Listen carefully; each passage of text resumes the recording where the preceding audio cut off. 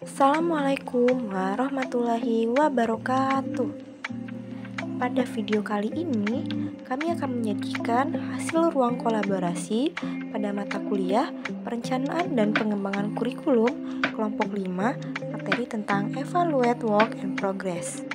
Sebelum memasuki materi, kami akan memperkenalkan anggota kelompok kami terlebih dahulu. Yang pertama ada Muhammad Faisal Fahrurozi, yang kedua Nabila Kansaputri, ketiga Pratiwi Insani, dan yang keempat Ranti Oktiadita. Evaluate Work and Progress mengkonstruksi dalam peluang bagi peserta didik untuk mengevaluasi kemajuan diri.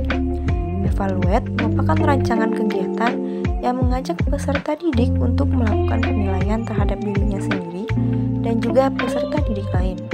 Dapat berupa aktivitas berkomentar, pemberian umpan balik, atau menulis catatan kecil tentang hal-hal yang telah dipelajari dan belum dipahami dari topik pembelajaran, atau meminta peserta didik memetakan kelebihan dan kelemahannya terkait topik yang telah dipelajari. Tujuan evaluasi kerja dan progres. Tujuan evaluasi kerja dan progres adalah untuk mengetahui bahan-bahan pelajaran yang disampaikan apakah sudah dikuasai oleh peserta didik atau belum. Selain itu, apakah kegiatan pengajaran yang dilaksanakan sudah sesuai dengan apa yang diharapkan atau belum. Tujuan lainnya adalah untuk memperbaiki dan mendalami dan memperluas pelajaran. Terakhir, untuk memberitahukan atau melaporkan kepada para wali atau orang tua peserta didik mengenai penentuan kenaikan kelas atau penentuan kelulusan peserta didik. Fungsi evaluasi kerja dan progres. Fungsi evaluasi dari peserta didik secara individu dan dari segi program pengajaran. Dilihat dari segi peserta didik secara individu, evaluasi berfungsi untuk mengetahui tingkat pencapaian peserta didik dalam suatu proses pembelajaran, seperti menetapkan keefektifan pengajaran dan rencana kegiatan, serta memberi basis laporan kemajuan peserta didik. Dilihat dari segi program pengajaran, evaluasi berfungsi untuk memberi dasar pertimbangan kenaikan dan promosi peserta didik, serta memberi dasar penyusunan dan penempatan kelompok peserta didik secara homogen. Manfaat evaluasi kerja dan progres bagi peserta didik untuk mengetahui tingkat pencapaian tujuan pembelajaran, yaitu memuaskan dan tidak memuaskan. Bagi guru, pertama, mendeteksi peserta didik yang telah dan belum menguasai tujuan atau melanjutkan remedial atau pengayaan.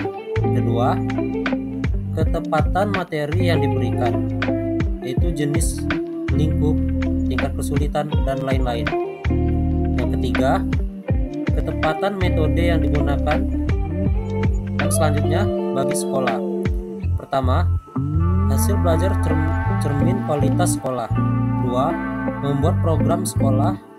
Ketiga, pemenuhan standar. 1. Bagaimana caranya peserta didik dibimbing dalam penilaian diri, evaluasi diri, dan penyesuaian? Yaitu caranya peserta didik dibimbing dalam penilaian diri, evaluasi diri, dan penyesuaian adalah dengan memberikan peluang bagi peserta didik untuk mengevaluasi kemajuan dan menilai diri sendiri. Peserta didik diizinkan untuk mengevaluasi pekerjaan yang telah mereka berikan kepada guru melalui penilaian diri yang diberikan melalui rubrik. Dengan begitu, guru mengevaluasi hasil dari penilaian diri dengan cara melakukan tindakan lanjut yang melibatkan peserta didik. 2. Bagaimana peserta didik akan terlibat dalam evaluasi diri akhir untuk mengidentifikasikan diri, menetapkan tujuan masa depan, dan memiliki semangat belajar. Dengan melakukan penilaian diri, peserta didik untuk mengevaluasi diri sendiri dalam hal kekuatan akademik serta kelemahan dan kemajuan peserta didik dalam mencapai tujuan.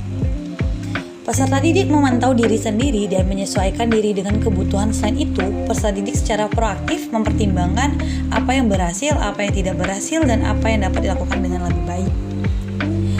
Dalam proses ini, guru memberikan feedback atau umpan balik formatif dalam bentuk angket atau diskusi langsung. Peserta didik akan terlibat dalam penilaian diri, evaluasi diri, dan penyesuaian melalui kegiatan refleksi dan evaluasi pembelajaran. Melalui evaluasi juga akan terlibat sejauh mana perkembangan peserta didik dan assessment of learning yang telah dilakukan. Ketiga, bagaimana peserta didik akan dibantu untuk melihat dari apa yang telah mereka pelajari dan apa yang membutuhkan untuk penyempurnaan lebih lanjut. Cara yang dilakukan oleh seorang guru untuk dapat melihat dari apa yang telah peserta didik pelajari dan apa yang dibutuhkan untuk penyempurnaan lebih lanjut, dengan guru dapat mengembangkan kemampuan metakognitif dari peserta didik dengan mengondisikan anak untuk melakukan self-assessment, self-monitor, dan self-adjustment. Salah satu contohnya dengan melalui refleksi diri akhir pembelajaran secara jujur. Peserta didik dapat mengetahui apa yang mereka sudah ketahui dan apa yang masih diperbaiki. Refleksi dapat dilakukan dalam bentuk penilaian lisan ataupun tulisan oleh pendidik untuk peserta didik atau peserta didik untuk